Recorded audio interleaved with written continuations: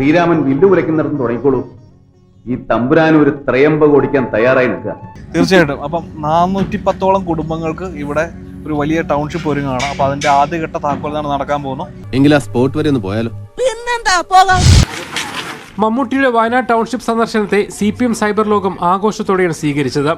മമ്മൂട്ടിയെ കണ്ടോടി. എന്നാൽ CPM വയനാട് ജില്ലാ സെക്രട്ടറി K റഫീഖിനോട് മമ്മൂട്ടി മാറി നിൽക്കാൻ പറഞ്ഞ വീഡിയോ വൈറലായതോടെ രംഗം മാറി. എനിക്കതിന്റെ ദാഹം തീർക്കണം. അക്രമം ഒന്നിനും ഒരു പരിഹാരമല്ല. അന്നേ ഞാൻ നിന്നോട് പറഞ്ഞതാ വേണ്ടാത്ത പണിക്ക് പോണ്ടാന്ന്. കേട്ടില്ല.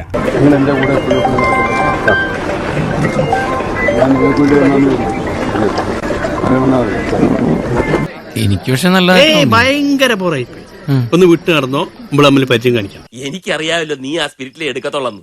കണ്ടോടാ, ഇത്രയേ ഉള്ളു കാര്യം.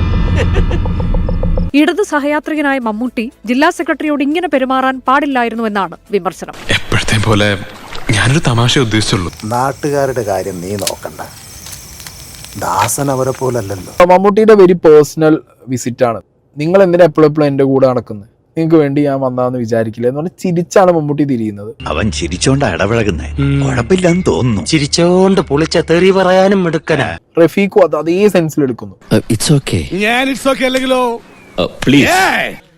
പക്ഷേ ഈ ആൾക്കാരൊക്കെ എന്തിനാ വന്നേക്കണമേ? നിനക്കറിയില്ല അല്ലേ? ഞാൻ പറയാം. CPM ജില്ലാ സെക്രട്ടറിയോട് മാറി നിൽക്കാൻ പറഞ്ഞ മെഗാസ്റ്റാർ മമ്മൂട്ടിക്കെതിരെ സൈബർ ആക്രമണം.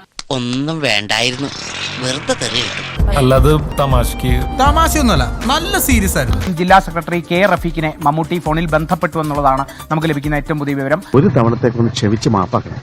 എന്നെ നാറ്റിക്കരുത്.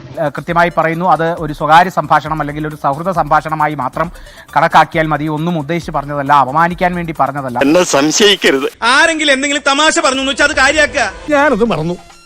ആണുങ്ങളായതൊക്കെ പതിവാ. അങ്ങനെ വയനാട് ടൗൺഷിപ്പ് സന്ദർശിക്കാൻ തോന്നിയതിന് മമ്മൂട്ടിയെ പോലുള്ള മഹാനടനോട് കേരളം പ്രത്യേകം നന്ദി രേഖപ്പെടുത്തുകയാണ്. അലമ്പുണ്ടാക്കാതെ മന്ത്രിയെ പൊക്കി രണ്ടു വാക്ക് സംസാരിക്കും. കേരളത്തിലെ ജനങ്ങളിൽ നിന്ന് പിരിച്ച കാശാണല്ലോ സർക്കാർ കൊടുക്കുന്നത്. ജനങ്ങൾ ഇടത് സർക്കാരിനൊപ്പം തന്നെ നിൽക്കുന്നു. ജനങ്ങൾ അല്ല, അത് നമുക്കറിയില്ല.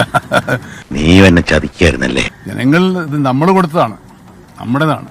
കേരളത്തിന്റെ സോഷ്യൽ ക്യാപിറ്റൽ, സാമൂഹ്യ മൂലധനമാണ് ഈ കാണുന്നത്. ഇത് ഒരു സർക്കാരിന്റെ അല്ലെങ്കിൽ ഒരു പാർട്ടിയുടെ അച്ചീവ്മെന്റിൽ കൊണ്ടുപോയി അവരുടെ എന്താ പറയാ കിരീടത്തിലെ പൊൻതൂവൽ എന്ന് പറഞ്ഞ് കെട്ടാനുള്ള കാര്യമല്ല. കൊണ്ട് നടക്കാറുണ്ടായിരുന്നു മച്ചാനെ ഞാൻ ഈ പടം. ഇനി എനിക്കിത് വേണ്ട. നിനക്കും